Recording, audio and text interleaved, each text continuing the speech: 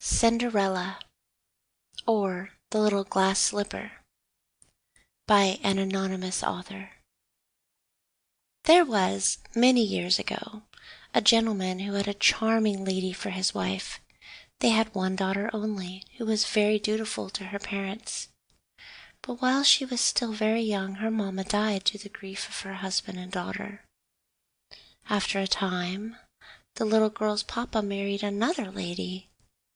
Now this lady was proud and haughty, and had two grown-up daughters as disagreeable as herself. So the poor girl found everything at home changed for the worse. But she bore all her troubles with patience, not even complaining to her father. And in spite of her hard toil, she grew more lovely in face and figure every year.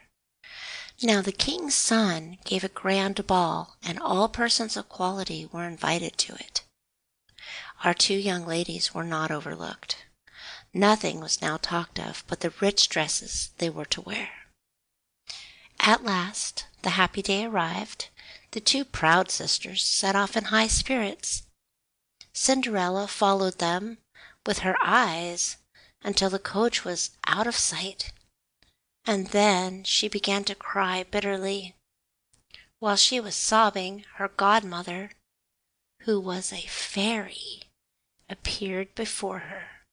"Cinderella," said the fairy, "I am your godmother, and for the sake of your dear mamma, I am come to cheer you up. So dry your tears. You shall go to the grand ball tonight, but you must do just as I bid you.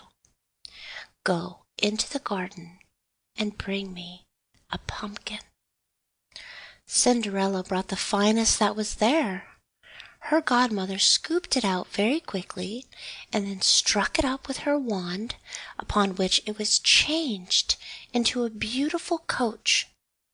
Afterwards, the old lady peeped into the mouse trap, where she found 6 mice.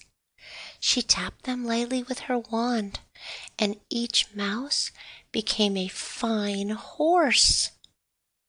The rat trap contained 2 large rats. One of these she turned into a coachman, and the other into a postilion. The old lady then told Cinderella to go into the garden and seek for 6 lizards. These she changed into 6 footmen, dressed in the gayest livery. When all these things had been done, the kind godmother, touching her with her wand, changed her worn-out clothes into a beautiful ball dress embroidered with pearls and silver. She then gave her a pair of glass slippers, that is, they were woven of the most delicate spun glass, fine as the web of a spider. When Cinderella was thus attired, her godmother made her get into her splendid coach, giving her a caution to leave the ball before the clock struck 12. On her arrival, her beauty struck everybody with wonder. The gallant prince gave her a courteous welcome and led her into the ballroom, and the king and queen were as much enchanted with her as the prince conducted her to the supper table, and was too much occupied in waiting upon her to partake of anything himself. While seated, Cinderella heard the clock strike 11:15.